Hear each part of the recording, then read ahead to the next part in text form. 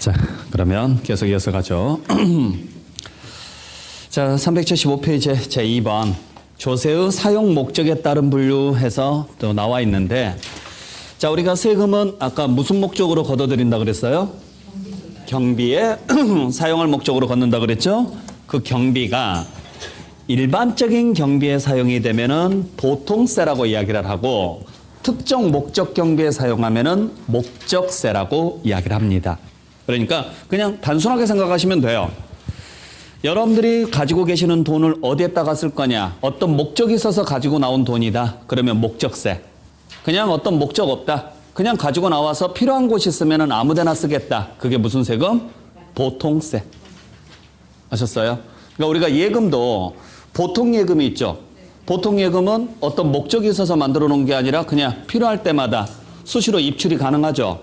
그러한 돈들이 바로 보통세고, 어떤 특정 목적을 위해서만 만들어 놓은 세금이 있습니다. 그걸 뭐라고 하느냐면 목적세라 그래요.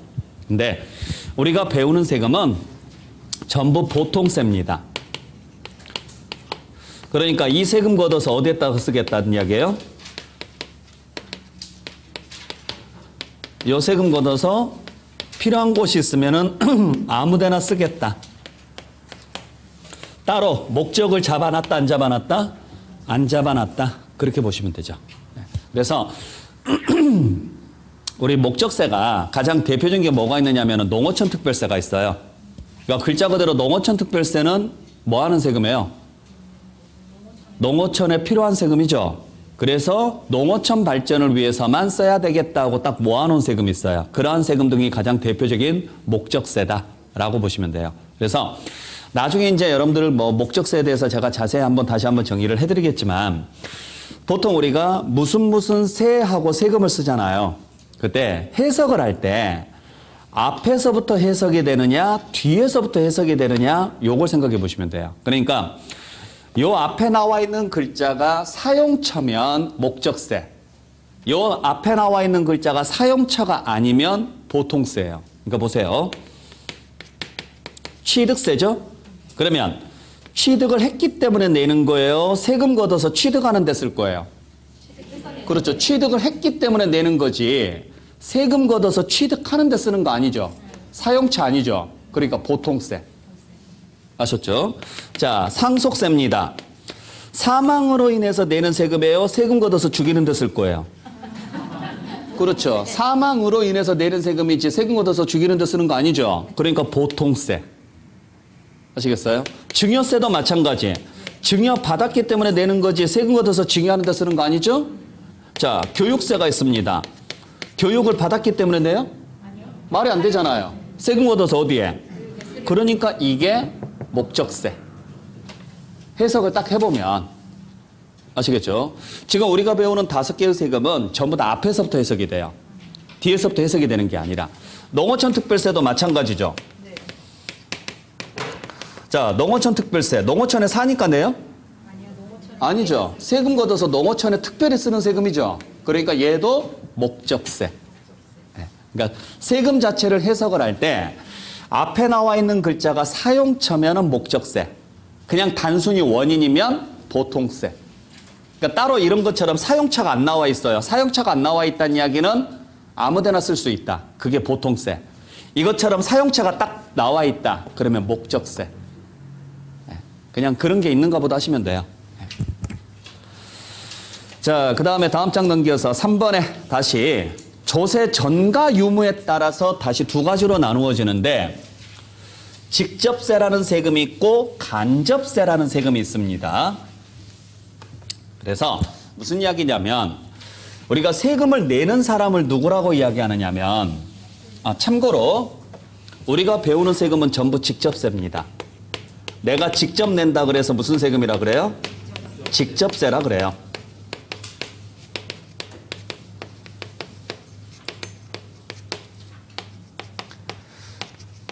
자, 그래서 우리가 세금을 내는 사람을 뭐라고 하느냐면 납세자라 그래요. 자, 글자 그대로 세금을 뭐 하는 사람? 납부하는 사람. 그리고 세금을 부담하는 사람이 있어요. 이걸 담세자라 그래요. 그러니까 납부한다 그래서 납세자, 부담한다 그래서 담세자. 즉 다시 말해서 누구 호주머니에서 돈이 나오고 누구 손으로 내느냐 이야기예요. 내 호주머니에서 돈이 나와서 내 손으로 내면 직접세. 내 호주머니에서 돈이 나왔는데 남의 손으로 내면 간접세. 아셨어요? 네. 자, 그래서 대부분의 세금은 전부 다 직접세인데 간접세는 우리 시험 보면은 없어요. 대표적인 게 뭐가 있느냐면 부가가치세예요. 그러니까 부가가치세는 누가 내는 세금인지 아세요? 여러분들 부가가치세가 뭔지는 아세요? 부가가치세가?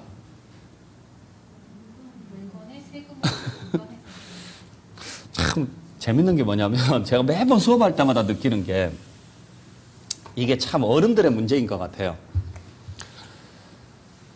뭘 물어보면 이걸 되게 미화시켜서 뭔가를 이야기를 하고 싶은가 봐요. 글자 그대로 해석하세요. 아셨죠? 공부할 때는 여러분들 법이라는 것은 의역을 하는 게 아니에요. 글자 그대로 해석하는 거예요. 아셨죠? 부가가치세는 가치가 증가했기 때문에 내는 세금이에요. 가치 증가? 무슨 말인지 아셨죠? 그러니까 여러분들 부가가치세가 영어로 뭔지 아세요 혹시?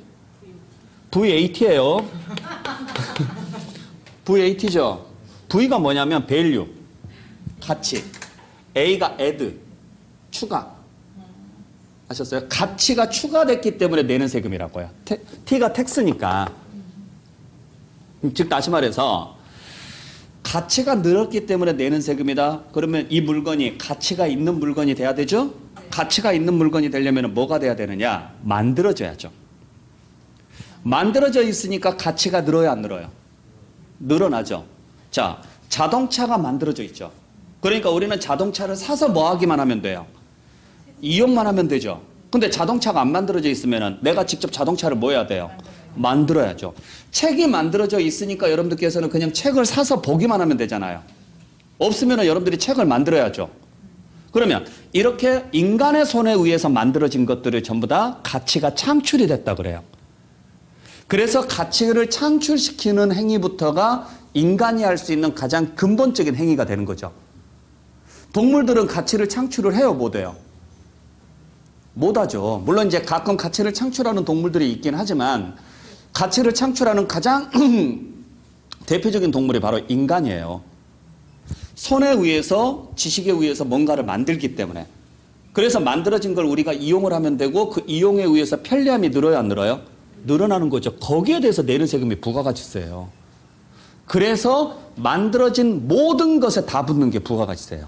여러분들이 가지고 계시는 모든 것들은 다 원래부터 있었어요, 만들어진 거예요? 그렇죠. 그러니까 옷부터 시작해서 가지고 있는 모든 것들이 전부 다 여러분들 살 때 부가가치세를 내는 거죠. 만들어져 있기 때문에. 우리나라 부가가치세는 몇 프로예요? 10%죠? 고정돼 있죠? 네. 고정돼 있고 이 부가가치세가 그 판매 가격 안에가 들어가 있으니까 사람들이 부가가치세에 대한 개념을 잘 모르는데 미국 같은 경우에는 판매가에가 부가가치세가 안 들어가 있죠. 안 들어가 있어요. 예를 들어서 내가 청바지를 산다. 그러면 청바지에 부가가치세가 붙어요, 안 붙어요? 안 붙어 있어서 더 내야 돼요. 그렇죠. 아니, 그러니까 원래 부가가치세가 붙어야죠. 근데 우리나라는 이미 부가가치세가 붙어 있는 상태에서 소비자 가격이 붙어 있지만 미국은 안 그래요. 카운터에 가서 캐시어 가가지고 계산할 때 부가가치세를 같이 내요. 그러니까 그 가격보다 더 내야 돼요. 딱 그 돈만 들고 가서 내면은 딱 한국 사람이에요. 그게. 그러니까 그래서 미국 같은 경우에는 아, 내가 이 물건에 대한 부가가치세를 얼마를 내고 있다라는 걸 인식을 하고 가요. 근데 일반인, 한국은 잘 모르죠. 왜냐면 애초부터 그 안에가 들어가 있으니까. 그래서 가치가 창출이 됐기 때문에 내는 세금.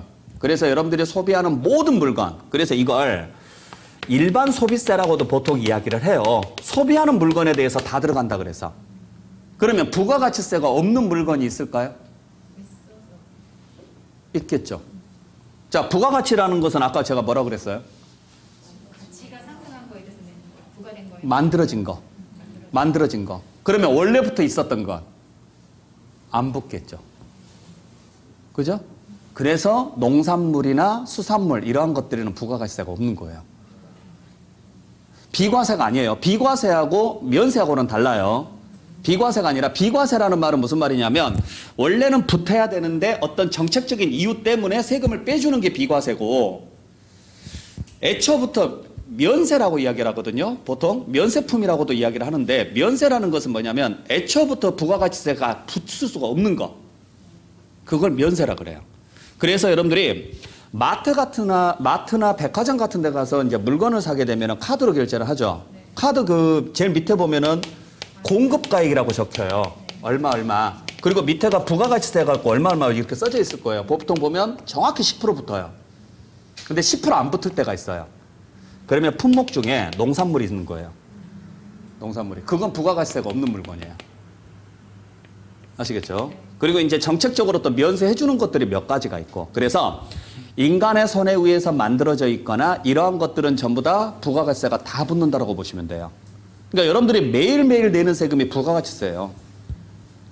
참고로 부가가치세는 국세입니다. 그러면 여러분들이 하루에 부가가치세를 얼마나 낼까요?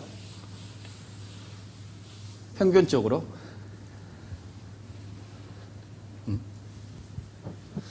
자, 커피값에 부가가치세가 붙어요, 안 붙어요? 붙어 있죠. 그러면 예를 들어서 내가 5,000원짜리 커피를 한 잔 마신다. 그러면 얼마 정도 붙느냐면 450원 정도 붙어요. 그러니까 공급가액이 4,500원이고 거기에 450원 더하면 4,950원이니까 약 5,000원 정도 나오잖아요. 그러니까 내가 5,000원짜리를 먹으면 이 정도 부가가치세를 여러분들이 내고 계시는 거라고요. 평균적으로. 그러면 하루에 5,000원짜리 커피 한 잔을 먹게 되면 여러분들은 하루에 450원에 부가가치세를 내는 거죠.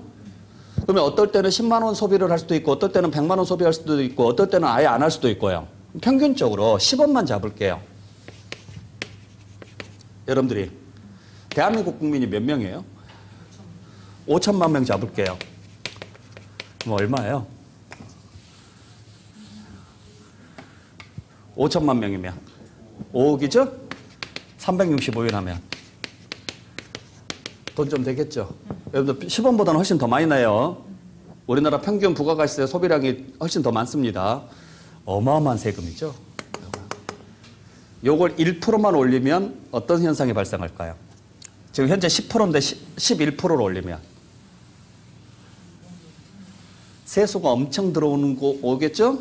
근데 이제 문제가 생기죠. 부가가치세를 1%만 올리면 어떤 현상이 발생을 해요? 인플레이션이 발생하겠죠. 물가가 올라가겠죠? 그죠?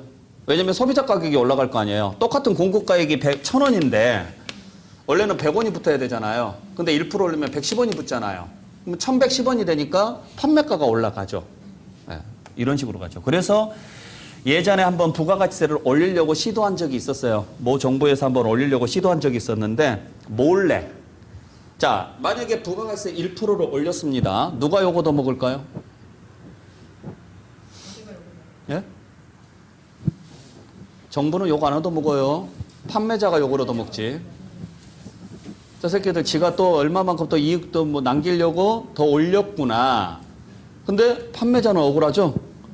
원래 공급가액은 그대로 유지가 돼 있는데 세금이 올랐기 때문에 올랐잖아요. 네, 이런 식으로 지금 되는 거죠. 그래서 한때 정보가 그렇게 많지 않았을 때 몇 번 올리려고 시도한 적이 있다가 시민단체나 이런 데 걸려가지고 몇 번 좌절이 됐었어요. 그래서 아직까지는 이제 10%로 그대로 유지가 되고 있는 거고.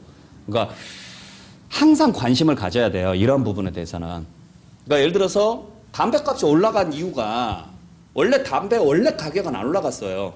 그러니까 예전에 담배값이 뭐 예를 들어서 예전에 담배값이 뭐 1,800원, 1,000원 뭐 이럴 때에서 지금 거의 한 4,500원, 5,000원까지 올라갔잖아요. 그게 세금하고 소비세 올라갔기 때문에 그래요. 원래 가격은 그대로인데. 근데 결국에는 그게 나중에 가서 이게 이제 공개적으로 이야기를 했기 때문에 상관이 없는데 처음에는 판매자 욕을 했었죠. 담배 인상공사 욕하고 막 그랬었을 때가 있었으니까. 자, 어찌됐든 간에 부가가치세는 그런 개념입니다. 그래서 부가가치세는 누가 내느냐면 사업자가 내요. 그러면은 누가 부담하느냐? 소비자가 부담을 해요. 그러니까 사업자는 소비자에게 물건을 팔아요, 안 팔아요? 판매를 하겠죠. 이걸 공급이라고 하거든요. 판매를 하면은 소비자는 대금을 지급하겠죠? 그 대금 안에는 뭐가 들어가 있어요? 부가가치세가 들어가 있죠. 그러면 이 돈은 누구 호주머니에서 나온다? 근데 누구 손으로 낸다? 그렇죠. 요게 간접세예요. 요런 세금에. 그래서 물건값 안에 들어가 있는 세금. 그러니까 부가가치세는 모든 물건에 다 들어가 있죠? 그거 왜? 아까 담배값 안에는 담배소비세가 추가돼 있죠? 술값 안에는 주세가 추가돼 있죠? 이러한 것들. 이러한 것들이 전부 다 간접세에 해당한다. 우리가 배우는 세금은 전부 직접세고.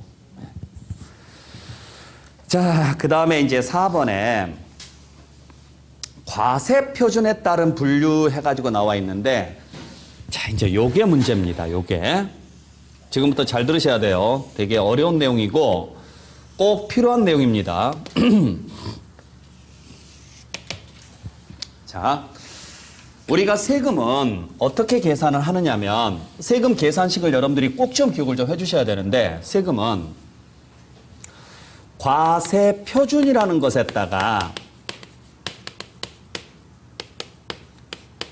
세율이라는 것을 곱해서 계산을 해요. 그래서 뭐가 나와야 되느냐면 산출세액이라는 게 나와야 되고, 여기에 가산세 등이 있으면 더하고 감면이나 공제세액 등이 있으면 빼주시고, 미리 납부한 세금이 있습니다. 이걸 뭐라고 하느냐면 기납부세액이라고 해요. 이러한 것들이 있으면 빼서 최종적으로 무슨 세금을 내시면 되느냐? 납부할 세금을 내시면 돼요. 요게 세금의 기본 계산식이에요. 자, 그래서 실제로 우리가 내는 세금을 뭐라 그래요? 납부세액이라 그래요.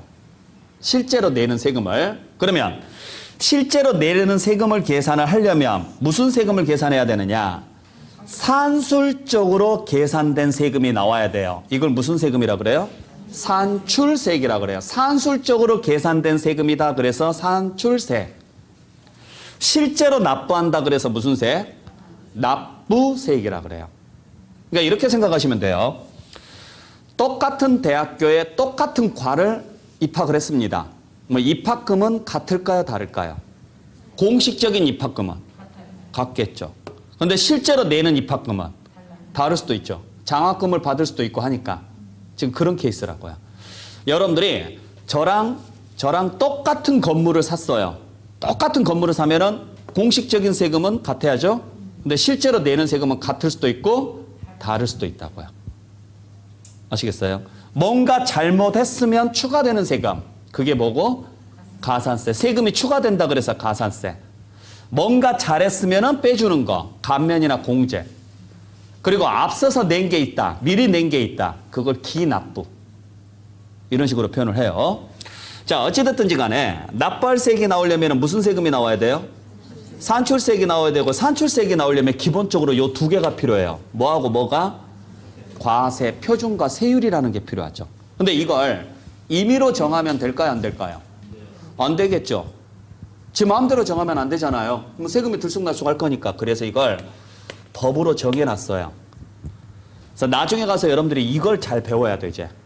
취득세 과세 표준은 어떻게 되어 있고, 등록면허세 과세 표준은 어떻게 되어 있으며, 이런 것들을 아셔야 된다고요. 그리고 거기에 곱할 세율이 몇 프로가 있느냐, 요걸 알고 계셔야 돼요. 나중에 가서. 자, 그때 세금을 계산하기 위한 기준이 되는 금액을 과세 표준이라고 하고, 거기에 곱해지는 비율을 뭐라고 한다? 세율. 세금이니까 세율이에요. 이자였으면 이자율 이랬겠죠.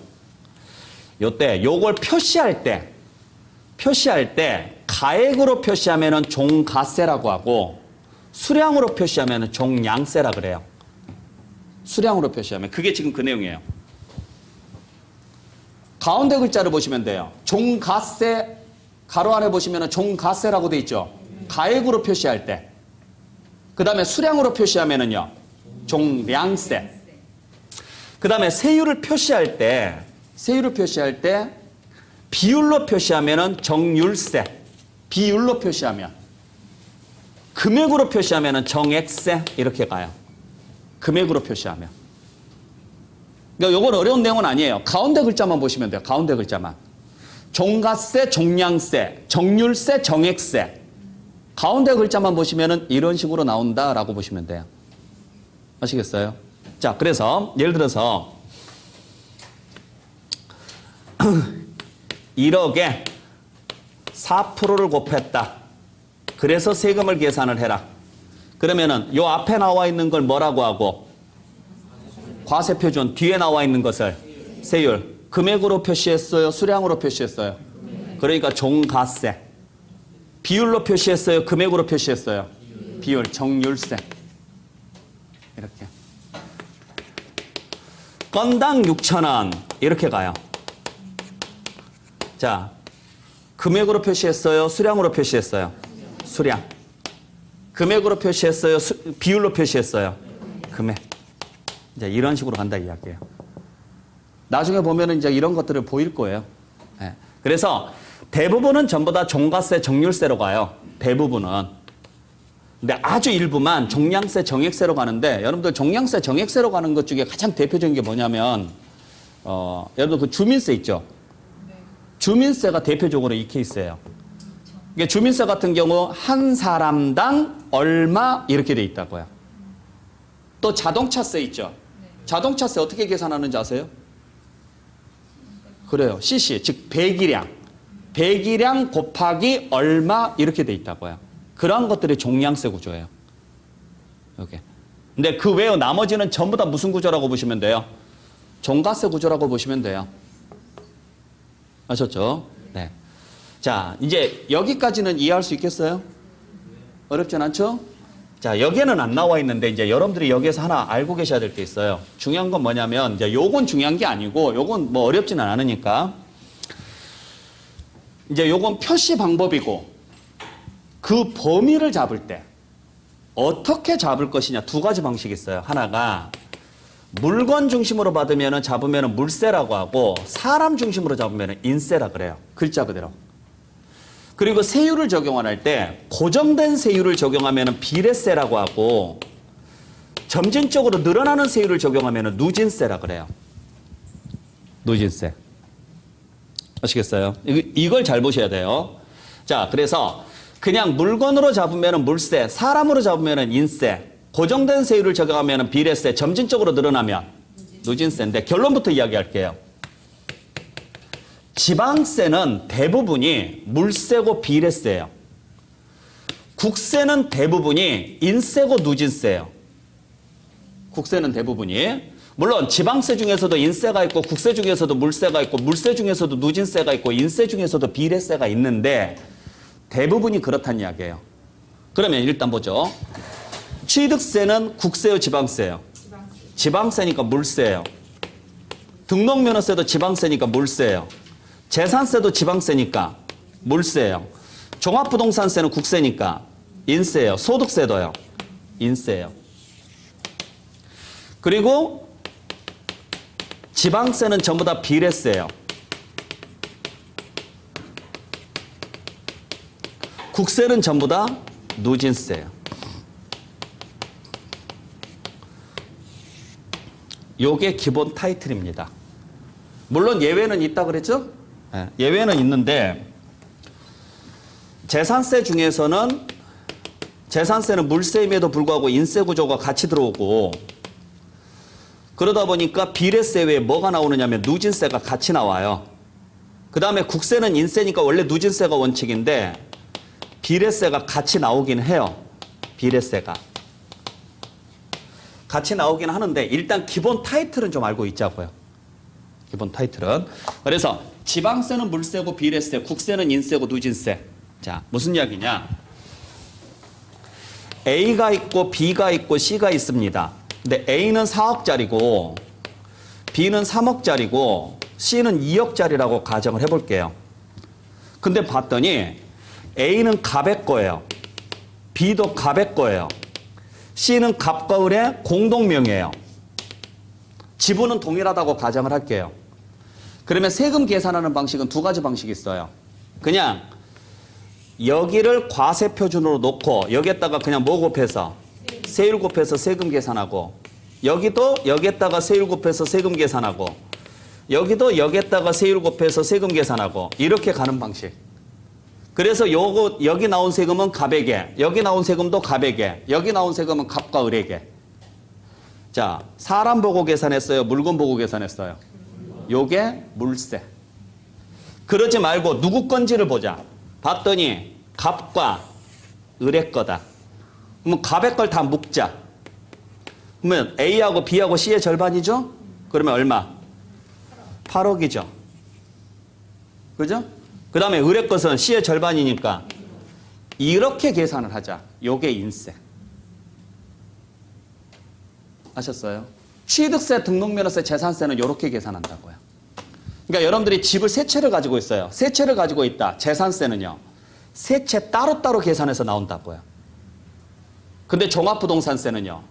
세 채 묶어서 나온다고요. 세금 계산할 때. 종합부동산세는 국세니까. 아시겠어요? 그래서 다음에 이제 말씀드릴 때 종합부동산세에서 주택은 6억이 넘어야 종부세가 나오거든요. 6억이 넘어야 종합부동산세가 나오는데 그러면은 지금 여기서는 6억 넘는 집이 있어요, 없어요? 없으니까 이 사람은 종합부동산세가 안 나온다가 아니라 이 사람 합쳐서 6억 넘었죠? 이 사람은 종부세 내야 된다고요. 판단을 할 때.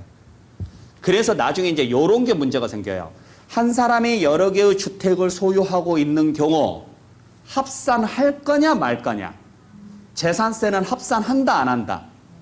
안 한다. 합산하지 말고 따로따로. 그래서 이거 주택별이라고 할 거예요. 대신 종합부동산세는 이를 뭐해서? 합산해서 이렇게 가야 돼요. 그러니까 나를 중심으로 계산하면은 인세. 그냥 그 물건 하나씩 계산하면은 물세. 그러면 왜 지방세는 이렇게 계산하고 국세는 이렇게 계산하느냐? 이유는 간단해요. 서울에 있고 대전에 있고 부산에 있다. 예를 들어서 합쳐버리면 다시 서울, 대전, 부산에다가 나눠야죠. 일이 복잡해지죠. 네. 그래서 그냥 물건별로 계산하는 거예요. 그 지역에서 걷어가야 되니까. 지역에. 지방세는. 근데 국세는 국가에서 걷어가니까 어느 지역에 있든지 상관없죠. 그래서 사람 보고 계산하는 거예요. 그래서 세금 낼 때도 어떻게 내느냐면 지방세는 내 주소지에서 내는 게 아니에요. 지방세는 그 물건이 있는 곳에다가 내는 거예요. 네. 국세는 그 물건이 있는 곳에다가 내는 거 아니에요. 내 주소지에다가 내는 거예요. 왜냐하면 국세는 이 사람이 어느 지역에 있느냐가 중요해요, 안 중요해요? 안 중요하죠. 왜냐하면 대한민국 전체를 하나로 보기 때문에. 그래서 당신이 내기 가장 쉬운 곳이 어디냐? 현재 당신이 살고 있는 곳이 제일 가까운 곳이니까 살고 있는 곳에서 내세요 이 이야기고, 지방세는요 그 지역에서 가져가야 되니까 이 사람이 어디에 살고 있는지가 중요한 게 아니죠. 예를 들어서 나는 서울에 살고 있는데 내 건물이 인천에 가 있습니다. 그러면 세금을 서울에다가 내면 인천에서 좋아하겠냐고요. 미쳤다 그러죠. 가져가라고 하겠죠. 그러니까 지방세는 물건이 있는 곳에다가 내는 거예요. 아시겠어요? 그러니까 외우려고 하지 마시고 이해를 하시라고요. 이게 시험 문제 잘 나오는 내용이니까. 그래서 지방세 문제 낼 때 항상 뭐라고 내느냐면 예를 들어서 취득세 납세지가 어디냐, 즉 납세지라는 말이 나오거든요. 세금을 내는 곳이 어디냐 이게 나오는데 지방세 낼 때 취득세는 취득자 주소지가 납세지다 이런 식으로 내면 다 틀린 문장이에요. 근데 늘상 그렇게 나와요. 취득자 주소지 뭐 이런 식으로. 지방세는 물건 소재지로 가야 돼요. 이게 이제 사례 문제로 나오는 거예요. 서울에 주소를 두고 있는 갑이 인천에 소지하는 건물을 취득하여 보유하다가 양도했다. 다음 설명 중 틀린 것은 취득세 납세지는 어디냐 뭐 이런 식으로 문제를 낸다고요. 그러면 얘가 지방세인지 국세인지 정확히 판단해서 여러분들께서 정리를 하셔야죠. 그래서 여러분들 올해 재산세 고지서 받으신 거 있죠? 네. 제발 좀 있다고 해주세요. 있어요, 없어요? 집에서 꼭 재산세 고지서 찾아서 온전한 거 찾아서 가지고 다니세요. 재산세 고지서 보면 여러분들이 배우는 내용 다 나와 있어요. 어디서 보냈는지 봐보세요. 잘 보시면 여러분들 주소지에서 안 와요. 물건 있는 곳에서 오지. 그래서 봤더니 내 주소지에서 왔는데요. 그러면 여러분들 주소지에 그 물건이 있기 때문에 오는 거지 여러분들 주소지에서 온 게 아니라고요. 물건 소지지에서 와요. 대신 국세는 무조건 여러분들 주소지에서 와요. 아셨죠? 네. 자, 그 다음에 이제 비례세가 있고 누진세가 있는데, 자, 지금부터 제가 설명드리는 내용을 잘 들으셔야 돼요. 자, 물세, 인세 구분할 수 있겠어요, 이제? 네. 대충은 이해할 수 있겠죠? 자, 이제 비례세하고 누진세인데, 취득세는 과세 표준에다가 4%를 곱해서 냅니다. 물론 이제 상황에 따라서 다르지만은, 자, 그랬을 때 요게 세율이에요. 아셨죠? 근데 요 세율이 뭘로 표시되어 있어요? 비율로 표시되어 있죠? 비율로 표시되어 있으니까 정, 율, 세죠? 그 다음에 요게 변해요, 안 변해요? 안 변하죠? 안 변하니까 비례세예요. 그래서 정률세이면서 무슨 세금이다? 비례세다. 자, 소득세는 과세 표준에다가 6에서 45% 세율을 곱해요. 자, 요게 세율이에요. 뭘로 표시되어 있어요? 비율로 표시되어 있죠? 비율로 표시되어 있으니까 정, 율, 세. 고정되어 있어요? 늘어나요? 그래서 얘가 누진세예요. 무슨 말인지 아시겠죠? 차이점 아시겠어요? 그러니까 비례세라는 말은 얘가 얼마가 되든지 간에 관계없이 얘가 고정되어 있는 걸 비례세라 그래요. 이해되셨죠? 네. 그러면 얘가 움직인 만큼 얘도 움직이겠죠. 그렇죠? 네. 근데 누진세는 그렇지 않다라는 거죠. 그러면 자, 세금은 계산하기가 쉬워야 돼요? 어려워야 돼요? 쉬워야 돼요. 왜 쉬워야 돼요? 네? 세금은 계산이 어려워야 돼요? 쉬워야 돼요? 쉬워야 됩니다. 왜? 국민이 내야 되니까. 그렇잖아요. 어려우면 국민이 계산해서 내는 게 쉽지가 않잖아요. 그러니까 쉬워야죠. 그러면 비례세가 쉬워요? 누진세가 쉬워요? 근데 왜 누진세를 만들어 놨을까? 이제 그걸 생각을 해봐야죠. 누진세를 만들어 놨다는 이야기는 당연히 비례세라는 단순한 방법이 있는데 누진세를 만들어 놨다? 그 말은 비례세의 단점이 있기 때문에 그걸 보완하기 위해서 만들어 놨지 않겠느냐, 이런 구조로 봐야죠. 그래서 설명을 드릴게요. 자, 현행 누진세가 어떻게 되어 있느냐 하면 소득세만 보시면 돼요. 여러분들한테 계산하라고는 안 나오니까 설명만 드릴게요. 현행 누진세가 어떤 식으로 되어 있느냐 하면, 이렇게 나와 있나? 누진세가?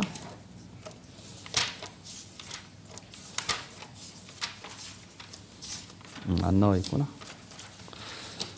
자, 그냥 보세요.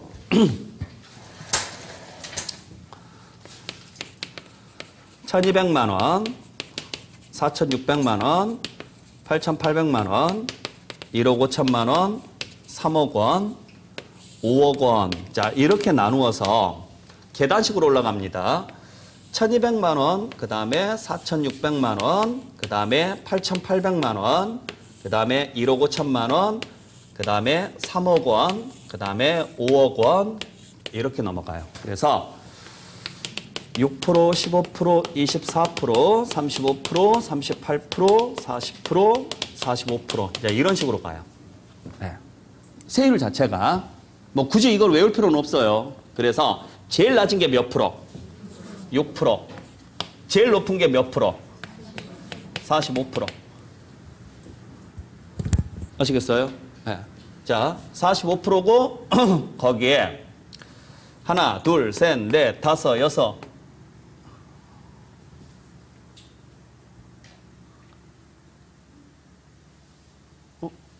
하나, 둘, 셋, 넷, 다섯, 여섯, 일곱. 뭐가 하나 빠졌는데? 아, 10억. 얘가 42%구나. 42%고 10억. 네.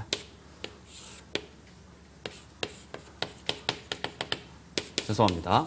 자, 이렇게 해서 하나, 둘, 셋, 넷, 다섯, 여섯, 일곱, 여덟. 몇 단계? 8단계. 초과 누진세다. 이런 식으로 표현을 해요. 자, 그러니까 앞으로 이제 이러한 것들을 쓸 때 여러분들께서 어떻게 표현하는지 아시겠죠? 자, 예를 들어서 제가 0.2에서 0.5%까지 3단계 초과 누진세입니다. 이렇게 표현하면 뭔지 아시겠어요? 몇 칸으로 나누어라? 3칸으로 나누어라. 그 중에 제일 낮은 칸이 0.2고 제일 높은 칸이 0.5다. 이해되셨죠? 네. 자, 0.6에서 3%까지 6단계 누진세입니다. 이렇게 가면 6칸으로 나눈 다음에 이 칸을 6개로 나눈 다음에 제일 아래 칸이 0.6, 제일 높은 칸이 3%. 이제 이런 식으로 갈 거라고요. 그러니까 개념만 이해하시면 돼요. 개념만. 자, 그랬을 때 1,000만 원이면은 몇 프로 때리면 돼요? 6% 가면 되죠? 문제는 2,000만 원이었을 때요. 2,000만 원이면 몇 프로예요? 15% 이렇게 가시면 안 되고 점프하시면 안 되고 계단을 하나씩 밟고 가셔야 돼요. 그러니까 자, 여기까지 오려면 계단을 몇 개를 밟아야 돼요? 2개를 밟아야죠? 2번 계산하라고요. 예를 들어서 5,000만 원이다 그러면 여기로 와야죠. 그럼 계단이 지금 3번째 칸이죠? 3번 밟으라고요. 3번. 자, 그러면 예를 들어서 2,000만 원을 가볼게요. 2,000만 원에다가 6에서 45%를 적용을 했을 때 그러면은 자, 2,000만 원은 2번째 계단이니까 일단 첫 번째 계단 얼마? 1,200까지 달려오라고요. 여기까지만 6% 적용하겠다고요. 그러면 이제 1,200까지 왔으니까 2,000까지 가려면 얼마 필요해요? 800이 필요하죠. 여기에 대해서 15%라고요. 이런 식으로 계산한다고요. 요게 누진세 구조예요. 자, 예를 들어서 5,000만 원이다. 5,000만 원에서 6에서 45%를 계산한다. 그러면은 3번째 칸에 들어가죠? 자, 3번째 칸에 들어가니까 몇 번 계산하라고요? 3번. 그러면 일단 첫 번째 칸인 1,200까지 몇 프로? 6%. 자, 그러면 이제 1,200까지 왔으니까 다시 1,200에서 얼마까지 달려가야 돼요? 4,600까지 달려가야 되네요. 얼마 필요해요? 3,400 필요하죠? 그죠? 4600이 12하면 되니까 3,400이죠? 여기에 대해서 몇 프로? 15%. 자, 그러면 4,600까지 왔습니다. 그러면 5,000까지 가려면 400이 필요하죠. 여기에 대해서 24%. 이런 식으로 간다고요. 요게 누진세예요. 그러니까 누진세는 같은 구간에서는 같은 세율이 적용이 돼요. 얼마가 되든지 간에 관계없이. 대신 일정 구간이 초과되면은 그 초과된 구간에 대해서만 세율이 인상되는 거죠. 초과된 구간에 대해서만. 그러면 요거 계산하게 되면 72만 원에 120만 원, 그럼 192만 원 나오겠네요? 72만 원에 도와주십시오. 얼마인가요?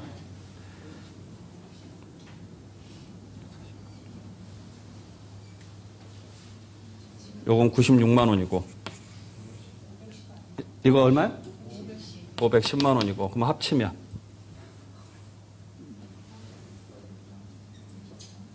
$678만 원이죠? 맞죠? 아니면 말고 아니에요? 72만 원에 510만 원 더하고 96만 원 더하면 맞죠? 네, 그럴 거예요. 네, 대충 맞다고 할게요. 자, 그럼 보세요.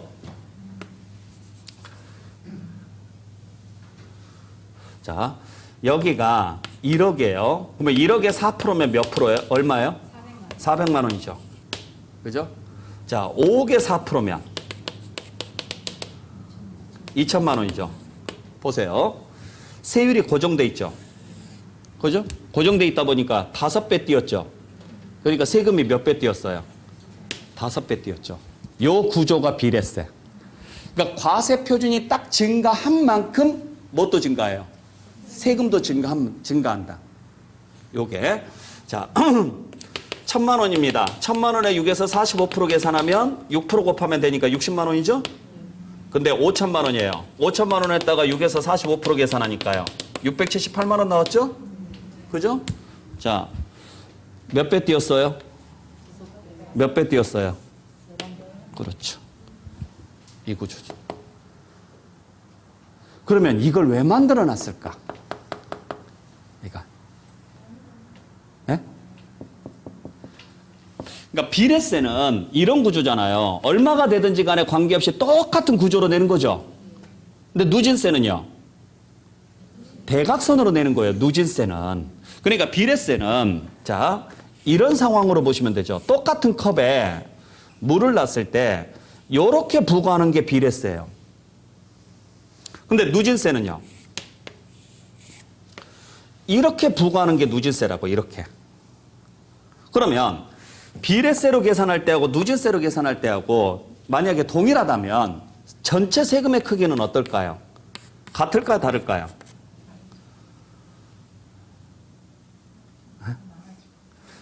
요 면적하고 이 면적 지금 똑같은 네모라고 가정을 했을 때 요 면적하고 이 면적 같을까요? 다를까요?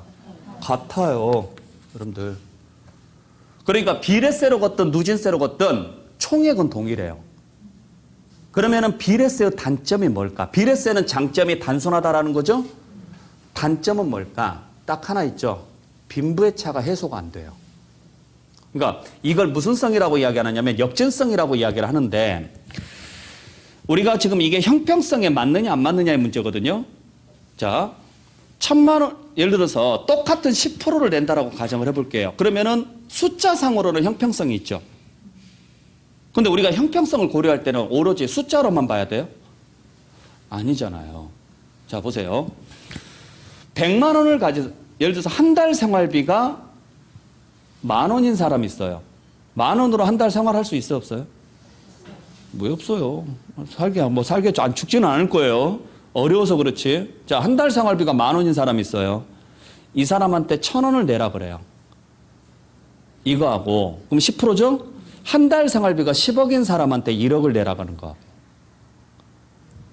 형평성이 있어요, 없어요? 있어요, 없어요? 없잖아요. 말이 안 되잖아요. 아니, 숫자상으로는 똑같은 10%니까 형평성이 있는 것처럼 보이지만, 자, 한 달 생활비가 10,000원인 사람한테 1,000원은요, 목숨값이에요.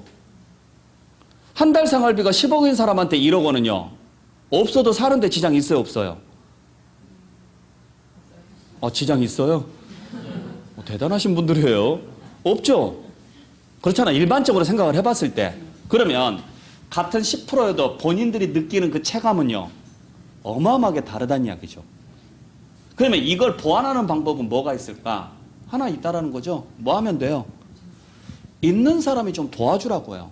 죽을 때 싸갈 것도 아니니까. 그래서 당신이 조금 더 내주세요. 그러면 이 사람이 더 낸 만큼 이쪽에서 조금 뭐 하면 돼요? 덜 내도 되잖아요. 그러면 이쪽에서 살아날 가능성이 높아졌죠? 그렇게 가자 이야기예요. 그래서 만들어 놓은 게 누진 구간이라고요. 그러니까 일정 구간 아래면 세금이 원래보다 적게 나오는 거고 일정 구간이 넘어가면 원래보다 세금이 더 나오는 거예요. 쉽게 말하면 서로 돕고 삽시다. 그래서 만들어 놓은 게 누진세예요. 굉장히 잘 만들어 놓은 거죠. 물론 전체적인 입장에서 봤을 때. 그러니까 부모 입장에서 보면은 잘난 놈하고 못난 놈 자식 두 놈이 있다. 그러면 잘난 놈이 좀 도와주면 좋겠잖아요. 근데 그 말을 쉽게 해요? 못 해요? 못 해요. 그래서 법으로 만들어 놓은 거라고요. 아예. 이렇게 걷겠다고. 그러면 이제 우리 입장에서는 다른 사람에 비해서 10배, 20배 노력하고 잠도 안 자고 쓸 거 안 쓸 거 먹을 거 안 먹으면서 노력해서 이 구간에 왔더니 뭐 하래요? 더 내려요. 그러니까 우리 개인적인 입장에서는 억울한 거고. 아시겠어요? 차라리 이만큼 벌어서 이만큼 세금 더 내느니 차라리 이 구간 들어가서 안 내는 게 나는 더 낫겠다. 이렇게 생각하는 게 더 많은 거고. 따지고 보면. 그래서 이걸 내 개인적인 입장에서 생각해 보면 안 된다라는 거죠. 자, 그래서 누진세 구조는 왜 만들어 놨느냐면 누진세 구조는 글자 그대로 누진적으로 늘어나는 구조이기 때문에 있는 사람이 조금 더 내주세요. 그러면 없는 사람이 조금 뭐 할 테니까? 덜 내도 되니까. 쉽게 말하면 서로 뭐 합시다? 돕고 삽시다. 누구끼리? 사람끼리. 그래서 인별로 계산을 할 때 누진세가 원칙인 거예요.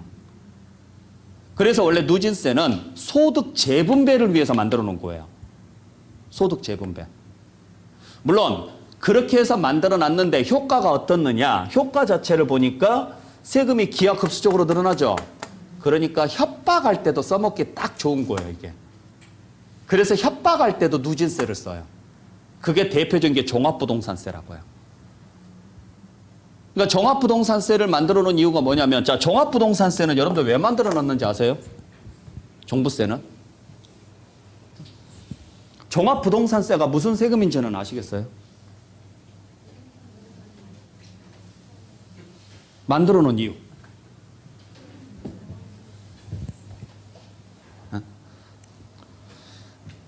전혀. 그냥 내라고 하니까 내세요? 그래요. 네. 여러분들 종합부동산세는 재산이 있기 때문에 내는 세금이에요. 그죠? 재산이 있기 때문에 내는 세금인데 재산이 있기 때문에 내는 세금이 재산세예요. 재산세가 있는데 종부세를 왜 만들어 놨을까? 이유는 딱 하나예요. 자, 보세요. 부동산 가격이 올라가는 이유가 뭘까요? 경제학적 측면에서 풀어보면 딱 두 가지밖에 없어요. 부동산 가격이 다른 원인은 고려하지 말고 경제학적 원인으로만 풀어보면 딱 두 가지 이유밖에 없어요. 아직 학교는 아직 안 배우셨구나. 네. 간단해요. 수요가 많거나 공급이 적거나. 자, 가격이 올라가는 이유는 딱 두 개밖에 없죠. 수요가 많으면 가격 올라가죠. 반대로 공급이 적으면 가격이 올라가죠. 그거밖에 없어요. 지금 요소수 가격 올라가는 이유가 뭐예요? 공급이 줄어들어서 그래요. 공급이. 그렇잖아요. 그러면은 국가가 이 가격을 잡기 위해서 펼치는 정책이 두 가지가 있습니다. 하나는 수요를 줄이거나 아니면은요, 공급을 늘리거나. 그래서 공급을 늘리는 게 공공주택 단지를 계속적으로 만들어낸다거나 민간 기업에게 위탁을 해서 계속 아파트를 짓게 만든다거나 그렇게 해서 공급을 늘리는 방법. 근데 공급을 늘리려면 시간도 오래 걸리고 비용도 많이 발생하고 하니까 크게 늘릴 수는 없고 계속 시간이 오래 지나가 봐야 알겠죠. 그러면 이제 방법은 하나밖에 없죠. 수요를 뭐 하는 거예요? 줄이는 거예요, 수요를. 그래서 수요를 줄일 때 제일 먼저 쓰는 방식이 뭐예요? 아니죠. 금리죠. 금리 올리는 거죠. 그래서 항상 금리 정책이 1번으로 나오는 거예요. 기준금리 인상하겠습니다. 대출금리 인상하겠습니다. 뭐 LTV 어쩌고 저쩌고 하겠습니다. 이런 것들 대출 제한시키겠습니다. 이런 것들이 뭐예요? 본인 돈으로 사는 건 상관없는데 은행에서 대출 받아가지고 투기할 목적으로 사지 말라는 거예요. 그래서 그걸 제한시키는 게 지금 금리 나왔죠? 그 다음에 이제 만들어 놓은 게 뭐예요? 세금이에요, 세금. 그래서 세금 가지고 제재를 취하는데, 자, 여러분들께서 대출 받아가지고 집 사는 이유가 뭐예요? 분명히 대출을 받으면 무슨 문제가 생겨요? 이자를 내야죠. 그죠? 근데도 불구하고 대출 받아서 집을 사는 이유가 뭐예요? 더 오를까 봐. 그렇죠. 우리가 생각하는 것은 딱 하나밖에 없어요. 가격이 오르는 속도와 이자를 내는 속도가 다르기 때문이에요. 그러니까 이자를 내더라도, 이자를 부담하더라도 그게 이상으로 가격이 뭐가 되니까? 올라가니까 당연히 뭘 해야 돼요? 대출 받아서 집을 사는 거예요. 그러면 이걸 막는 방법은 대출 제한을 시키거나 금리를 인상을 시킵니다. 그러면 일단 금리를 인상시키면 비용이 어떻게 돼요? 올라가겠죠. 그죠? 근데 거기에다가 뭐까지 추가시키느냐? 보유세를 증가시켜요. 보유세는 아무 짓도 안 했는데도 내는 세금이죠. 숨만 쉬어도 내는 세금이죠. 그러는 순간 비용이 수익을 초과합니다. 그 다음부터는 손실이 발생하죠. 그죠? 그러면 가지고 있으면 있을수록 그 손실은요? 커지겠죠? 이렇게 부담을 줘서 쓸데없이 가지고 있는 집들을 뭐 하게끔? 내놓게끔. 그러면 수요도 줄어들고 반대로 공급이 늘어나겠죠? 그러니까 공급을 늘리는 방법은 두 가지예요. 새로 짓거나 아니면 기존에 있던 거 시장에 풀거나. 그러려고 만들어 놓은 것 중에 하나가 이거라고요. 종합부동산세라고요. 아시겠어요? 그러니까 종합부동산세가 그 역할을 톡톡히 하긴 했어요. 굉장히 부담이 많이 되니까. 그리고 올해 같은 경우는 종부세가 또 엄청 많이 나올 것이고 작년에 비해서 훨씬 더 많이 나올 것이고요. 그러니까 가만히 계산을 때려봤더니 그동안에 집값 올라가는 거 쭉 해서 뭐 요 정도 이익이 남겠다. 근데 요 정도 이익에서 양도소득세 내고 나중에 팔았을 때 양도소득세 내고 그동안에 냈던 보유세 계산해 보니까 남는 게 하나도 없는 거예요. 그러면은 지금 안 팔면 앞으로는 손해만 발생할 것이다. 이런 생각이 들면은 이제 가지고 있는 집을 최대한 빨리 팔아서 손실을 그래도 조금이라도 줄여보려고 노력을 하겠죠. 이런 상하는 이야기예요. 사람 심리는 또 그렇지 않아요. 특히 대한민국 국민은 절대 그렇지 않죠. 내가 얼마를 손해를 보더라도 그래, 네가 한번 그렇게 나온다. 그러면 나도 한번 끝까지 가볼 거야. 그래서 지금 끝까지 가는 거예요. 그래서 원래 한국 사람은 건들면 안 돼요. 이게 한국 사람은 실리를 따지는 게 아니라 존심을 중요시 생각하기 때문에 우리 집이 망하고 기둥뿌리가 뽑히는 한이 있어도 내가 너를 죽이고 나도 죽겠다 이 생각을 가지고 있기 때문에 끝까지 버티는 거예요. 누가 이기나. 뭐 끝까지 가면 내가 뭐 죽는 것밖에 더 하겠어 이 생각을 하는 거니까. 예. 그러니까 이제 실제로는 예상과는 달리 방향이 흘러갈 수는 있는데 원래 그래서 종합부동산세를 만들어 놓은 거예요. 아시겠어요? 자, 그럼 보세요. 종합부동산세를 만들어 놓은 이유는 하나다. 쓸데없이 부동산을 많이 가진 사람을 모여서 부담을 줘서 그 부동산을 시장에 뭐 하게끔 내놓게끔 만들려고 만들어 놓은 게 종합부동산세다. 그러면 제일 먼저 확인해야 될 것은 무엇부터 확인해야 될까요? 누가 몇 개를 가지고 있는지를 알아야죠. 그래서 인별로 가는 거예요. 그것도 지역별로 봐야 돼요? 전국으로 봐야 돼요? 그래서 국세로 바꾼 거예요. 그래서 많이 가지고 있는 사람일수록 부담을 주려면 비례세로 가야 돼요? 누진세로 가야 돼요? 그렇죠. 그래서 누진세인 거예요. 왜 종합부동산세가 국세고 인세고 누진세인지 아시겠어요? 흐름을 생각을 하시고 개념을 생각하시면 이게 과정이 자연스럽게 보여요. 당연히 정책을 만드는 정부는 사람들의 심리까지는 확인할 수가 없습니다. 그러니까 일단 경제적으로 풀어나가는 거예요. 수익보다 비용이 많으면 당연히 사람들은 선택을 안 할 것이다. 그게 합리적인 방식이니까. 그래서 비용을 늘리려고 만들어 놓은 게 종합부동산세고 그 결과로 그게 누적이 되면 당연히 사람들은 부동산을 풀 것이다. 라고 해서 만들어 놨기 때문에. 아시겠죠? 근데 재산세는요. 재산세를 건들면 돼요? 안 돼요? 안 돼요. 왜냐하면 재산세는 그냥 재산이 있기 때문에 내는 세금이고 기본적인 거예요. 그래서 종합부동산세는 일정 금액이 넘어간 사람만 내는 거고 재산세는 그냥 재산이 있으면 무조건 내야 돼요. 그럼 재산세를 올리게 되면 서민이 피해를 봐요? 안 봐요? 보죠. 그래서 재산세는 안 건들고 종합부동산세를 신설한 거죠. 그래서 재산세를 바닥에 깔아놓고 종부세를 위에다 올린 거예요. 그러니까 요 대상자가 되는 사람은 원래 냈던 재산세에 비해서 재산세하고 종부세 합쳐보면 재산세만 내는 사람의 최소 10배 이상은 내는 거예요. 그러니까 그 부담 안고 매년 안고 갈 거면 가고 안 되면 뭐 해라? 팔아라. 그러면 시장에 공급이 물량이 나오게 되면 당연히 가격은요 떨어질 것이다. 그러니까 매수자 우위에 돌아설 것이다. 그러니까 이번에 지금 뉴스에도 어제 보니까 나오던데 지금 전국의 주택 가격이 조금 주춤하면서 약간 하락세를 보이고 있다. 단 강남권은 유지되고 있다. 왜? 끝까지 버티겠다라는 심리가 강남권은 팽배하고 나머지 지역은 매수자 우위에 지금 매도자 우위가 아니라 매수자 우위에 섰다. 그 말은 뭐냐? 사겠다는 사람은 기다리겠다 이거예요. 그냥. 물건이 나와도 기다리겠다. 무슨 심리가 있느냐? 더 떨어질 거라는 심리가 있으니까. 한 번 떨어진다라는 조짐이 보이면 계속 떨어질 거라는 심리가 있으니까.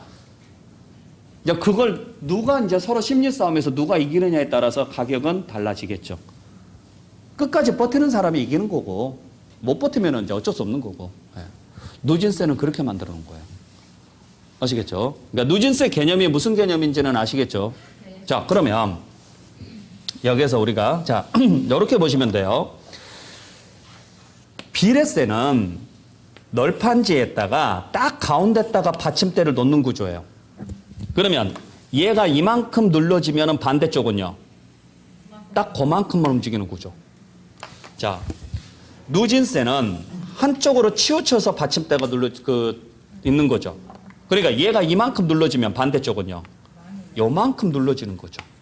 차이가 이만큼 나는 거죠. 그러니까 여기가 5배 차이가 나면 여기는요. 11배 차이가 나는 거죠. 요 구조가 누진 구조예요.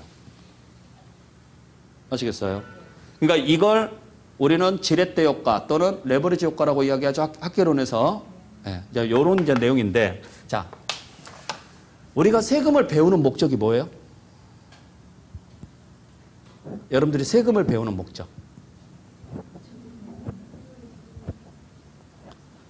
시험에 합격하기 위해서요. 그게 1차적인 목적이에요. 두 번째는 할 수만 있다면 절세해보자. 그죠? 그러면 둘 중에 절세 효과가 큰 게 어느 쪽이에요? 그렇죠. 당연히 얘가 절세 효과가 크죠. 자, 여기는 2분의 1로 줄이면 세금도요. 2분의 1로 줄어들지만 여기는 2분의 1로 줄이면은요 10분의 1로 줄어든다고요. 따지고 보면. 그러면 똑같은 노력을 했을 때 당연히 효과가 큰 쪽은 이쪽이죠. 그래서 누진세는 양날의 검이에요. 잘못하면 세금 폭탄 맞고 잘만 하면은 절세 효과가 큰 거고요. 똑같이 2시간 공부했을 때 2문제 맞는 거하고 2시간 공부했을 때 10문제 맞는 거하고 당연히 어떤 거 해야 돼요? 그래, 이쪽을 하라는 이야기죠. 이쪽을. 그래서 보통 우리가 절세라는 것을 할 때는요. 비례세에서 절세하는 거 아니에요. 누진세에서 절세를 해야지. 아시겠어요? 그래서 우리가 여러분들께서 보통 우리 그 세무사 사무실 같은 데 보게 되면 취득세, 재산세 상담 이런 거 없어요. 소득세, 상속세, 증여세 이런 이야기도 많이 적혀 있죠. 왜냐하면 전부 다 공통점이 다 누진세예요. 그래야 수수료를 받더라도 더 많이 받으니까. 당연한 이야기죠. 네. 그러면 자, 이쪽에서 즉 비례세보다는 누진세 쪽에서 효과가 더 크니까 이쪽에서 뭐 할 생각을 하셔야 돼요? 절세할 생각을 하셔야 되죠? 자, 그러면 그래서 우리가 보통 살 때 물론 불법이지만 업계약서를 써요? 다운계약서를 써요? 살 때 업계약서를 쓰는 거예요. 보세요. 1억 원짜리인데 이걸 1억에 샀다고 가정을 해볼게요. 1억에 사면 4%에서 얼마 내면 돼요? 400만 원 내면 되죠? 그죠? 근데 7천만 원이라고 해볼게요.